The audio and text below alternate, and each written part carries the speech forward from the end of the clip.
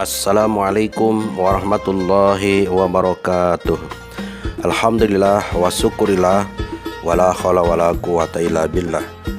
Asyhadu an la ilaha illallah wahdahu la syarikalah wa asyhadu anna Muhammadan abduhu wa rasuluh alladzi la nabiyya wa la rasula ba'da.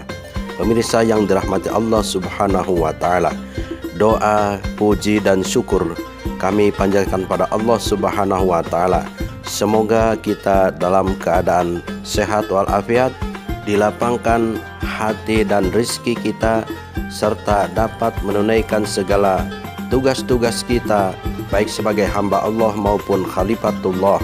Terlebih dahulu kami ingin menyampaikan terima kasih kami kepada pemirsa yang telah mendukung channel kami dengan subscribe, like, share dan komennya. Semoga Allah jadikan dukungan pemirsa menjadi sebuah pahala infak dan sodakoh abadi. Pada pemirsa yang belum bergabung, marilah kita sama-sama membangun channel peradaban ini demi kemajuan dakwah Islam dan pencerahan umat. Pemirsa yang dirahmati Allah Subhanahu wa taala, adapun pembahasan kita kali ini adalah terkait dengan tabattul atau ibadah secara sungguh-sungguh kepada Allah Subhanahu wa taala. Setiap wahyu turun, proses berquran kaum muslimin maju selangkah lebih sempurna di bawah bimbingan Rasulullah Sallallahu Alaihi Wasallam. Secara bertahap para sahabat diproses secara sistematis menuju pribadi muslim yang kafah. Setiap butir perintah wahyu langsung diikuti dengan pengamalan nyata baik lahir maupun batin. Perintah-perintah wahyu tersebut dilaksanakan secara konsisten dan utuh, tidak pilih-pilih. Mereka tidak mengambil Islam secara tersegmentasi, segmen ruhaniah, segmen ilmiah, atau lainnya.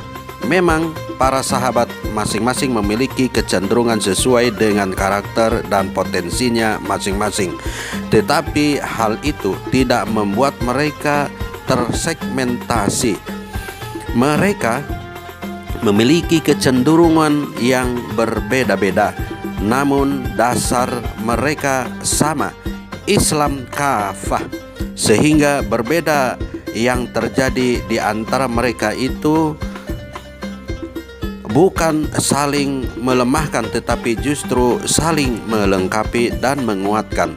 Watabattal ilaihi tabtila dalam surat Al-Muzammil ayat 8. Perintah tabattul pada butir wahyu ketiga dalam surat Al-Muzammil ini lebih menekankan kepada aspek ruhiyah. Namun pada kenyataan sejarah yang kita ketahui, generasi Quran pertama bukanlah generasi yang pada segmentasi ruhiyah dan mengabaikan aspek sosial. Para sahabat itu sangat eksis dalam kehidupan sosialnya. Mereka di samping memiliki ruhiyah yang mantap, juga ahli berdagang, aktif berdakwah, dan berjihad, berperang bersama Rasulullah SAW. Mereka tidak hidup sendiri dan juga tidak menyendiri. Bila mereka terjebak pada hidup menyendiri, mana mungkin akan terjadi perubahan sosial yang monumental. Hal ini berbeda pada sebagian umat Islam yang kemudian yang cenderung mendikotomikan aspek ubudiyah dan sosial. Banyak di antara umat ini, bahkan beberapa ulama terkemuka yang mengambil pola hidup menyendiri untuk memperbanyak ibadah dan mengabaikan tanggung jawab sosialnya. Sementara pihak lainnya aktif di perdagangan, politik, tetapi kurang memiliki bekal ruhiyah. Keduanya jelas bukan pilihan yang memadai atau pilihan yang baik. Bukankah seorang muslim dalam hidupnya membawa peran sebagai Abdullah dan Khalifatullah secara utuh? Bagaimana sesungguhnya posisi perintah tabattul dalam sistem nilai Islam secara keseluruhan. Secara lughawi, tabattal merupakan fi'il amr yang dikeluarkan dari masdar tabattulan, yang fi'il madi dan mudhari'nya tabattala ya tabattalu, artinya memutuskan, menceraikan, membujang, menghindarkan kesenangan dunia. Dalam beberapa tafsir ayat wa tabattal ilaihi tabtila ditafsirkan sebagai berikut. Yang pertama, tafsir Jalalain menafsirkan wa tabattal ilaihi tabtila adalah senantiasa beribadah kepada Allah Subhanahu wa taala. Dalam tafsir Ibnu Katsir, wa tabattal ilaihi tabtila ditafsirkan khususkanlah semata untuk beribadah kepada Allah Subhanahu wa taala, dan berkata pula Ibnu Abbas dan Mujahid, ikhlaskanlah beribadah kepadanya. Dalam tafsir Al-Qurtubi, wa tabattal ilaihi tabtila ditafsirkan khususkanlah beribadah kepada Allah dan jangan engkau menyekutukan dengan selainnya. Kemudian dalam tafsir As-Suyuti, tafsir wa tabattal ilaihi tabtila, putuskanlah dari selain Allah dengan khusus beribadah kepadanya dan menenggelamkan diri pada pengawasannya. Sepintas memang ada kesan bahwa perintah tabattul lebih menonjolkan aspek ubudiyah dan memutus aspek sosial, sehingga tidak heran bila ada beberapa pendapat ulama yang seolah mendikotomikan persoalan ubudiyah dan sosial. Apalagi pada masa di mana umat Islam di bawah penguasa yang zalim, sementara masyarakatnya banyak yang terlena, maka hidup mengisolasi dari kehidupan sosial dianggap lebih utama. Sebagaimana kata Ibnu Arabi, bila masa di zaman janji-janji manusia sungguh telah lepas dan amanat dianggap ringan dan manusia mengalah pada yang haram, maka beruzlah lebih baik daripada bergaul, dan membujang lebih baik daripada menikah. Memang langkah uzlah adalah langkah yang mengamankan agar tidak terkena wabah kemungkaran sosial. Namun ia tidak boleh dilakukan secara jumud dan terus-menerus, sebab bila demikian bagaimana perbaikan akan datang? Pemirsa yang dirahmati Allah Subhanahu wa taala, sebelum menjadi rasul, Muhammad melakukan tabattul dengan bertahanuts di Gua Hira. Beliau secara berkala memutuskan diri dari kesibukan duniawi dan memusatkan seluruh pikiran dan hatinya untuk mencari jawaban kebenaran hakiki untuk menyelesaikan problem kehidupan umat manusia saat itu. Dengan bertabattul, beliau dapat mengasah ketajaman ruhaninya sekaligus sebagai bekal persiapan untuk mengemban amanah yang agung.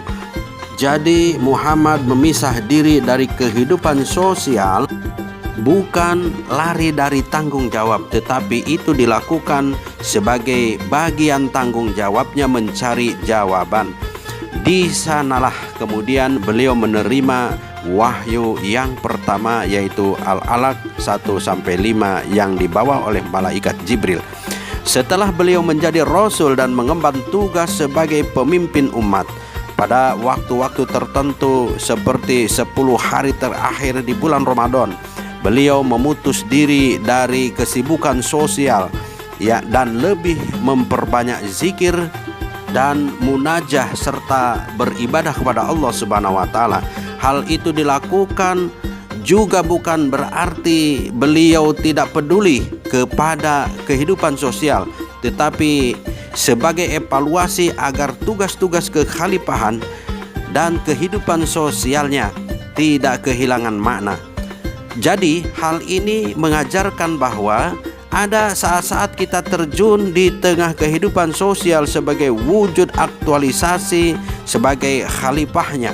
Dan ada juga saat-saat yang mengharuskan kita menarik diri dari kehidupan sosial untuk lebih intens mendekat dengan memperbanyak zikir, munajah, dan beribadah kehadirat Allah Subhanahu wa Ta'ala.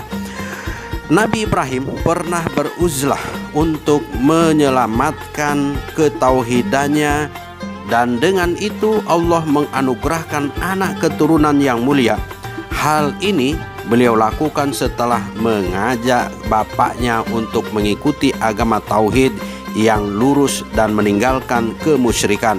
Tetapi bapaknya menolak dan malah mengancamnya. Dalam Al-Quran, kisah ini diterangkan sebagai berikut. A'udzubillahi minasyaitonirrajim. Isqala li abihi ya abati lima ta'budu ma la yasma'u wala yubsiru wala yugni anka syai'a.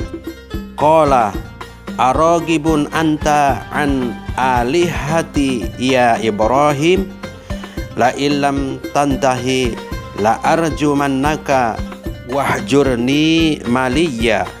Qala salamun alaika sa'astaghfiru laka rabbi innahu kana bi hafiyya wa a'tazilukum wa ma tad'una min dunillahi wa ad'u rabbi asya alla akuna bidu'ai rabbi syafiyya. Falamma tazalahum wa ma ya'buduna min dunillah wa habna lahu ishaqa wa ya'qub wa kullan ja'alna nabiyyan wa wahabna lahum mir rahmatina wa ja'alna lahum lisana sidqin aliyan. Ingatlah ketika ia berkata kepada bapaknya, "Wahai bapakku, mengapa kamu menyembah sesuatu yang tidak mendengar, tidak melihat, dan tidak menolong sedikit pun?" Berkata bapaknya, "Bencikah kamu kepada Tuhan-Tuhanku, hai Ibrahim? Jika kamu tidak berhenti, maka niscaya kamu akan kurajam, dan tinggalkanlah aku buat waktu yang lama." Berkata Ibrahim, "Semoga keselamatan dilimpahkan kepadamu. Aku akan meminta ampun bagimu kepada Tuhanku. Sesungguhnya Dia sangat baik kepadaku, dan aku akan jauhkan diri atau uzlah daripadamu dan dari apa yang kamu seru selain Allah. Dan aku akan berdoa kepada Tuhanku. Mudah-mudahan aku tidak akan kecewa dengan berdoa kepada Tuhanku." Maka ketika Ibrahim sudah menjauhkan diri atau uzlah dari mereka dan apa yang mereka sembah selain Allah, kami anugerahkan kepadanya Ishak dan Yakub, dan masing-masing kami angkat menjadi nabi, dan kami menganugerahkan kepada mereka sebagian dari rahmat kami, dan kami jadikan mereka buah tutur yang baik lagi tinggi. Quran Surat Maryam ayat 46 sampai 50. Tentu saja setelah beliau beruzlah atau menjauhkan diri dari kemusyrikan dan berdiam di tempat yang baru, beliau tidak terus-menerus pasif, tetapi beliau juga melakukan upaya lahir dan batin untuk meneruskan misi ketauhidannya itu dengan mendidik dan mempersiapkan kader penerus risalah untuk membina masyarakat baru yang bertauhid. Juga kisah Nabi Musa menjelang diangkat menjadi Rasul, beliau bertabatul dengan meninggalkan kerajaan Mesir tempat ia dibesarkan, menyeberangi padang pasir Sahara. Kemudian ia tinggalkan keluarganya untuk mendatangi sendiri suatu tempat di mana kemudian ia diangkat menjadi Rasul, sebagaimana dikisahkan dalam Al-Quran sebagai berikut. Ketika Musa melihat api, lalu dia berkata kepada keluarganya, "Tinggallah kamu di sini, sesungguhnya aku melihat api." Mudah-mudahan aku dapat membawa sedikit nyala api kepadamu, atau aku akan mendapatkan petunjuk di tempat api itu." Maka ketika dia mendatangi ke tempat api itu, dia dipanggil, "Wahai Musa, sesungguhnya aku adalah Tuhanmu, maka lepaskan kedua terompahmu, karena sesungguhnya engkau berada di lembah yang suci, yaitu Tuwa. Dan aku telah memilih engkau, maka dengarkanlah apa yang akan diwahyukan kepadamu. Sesungguhnya aku ini Allah, tidak ada Tuhan selain aku, maka sembahlah aku dan laksanakanlah sholat untuk mengingatku." Quran Surat Toha ayat 10-14. Inilah beberapa kisah yang terkait dengan tabattul, yaitu memutuskan segala hubungan selain Allah dan khusus beribadah kepadanya. Ibrah atau pelajaran dan hikmah yang didapat dari perintah tabattul itu adalah sebagai suatu proses untuk pemberdayaan ruhaniyah agar lebih tajam di dalam menggoreskan nilai tauhid dalam kehidupan yang lebih luas. Wallahu a'lamu bissawab. Assalamualaikum warahmatullahi wabarakatuh.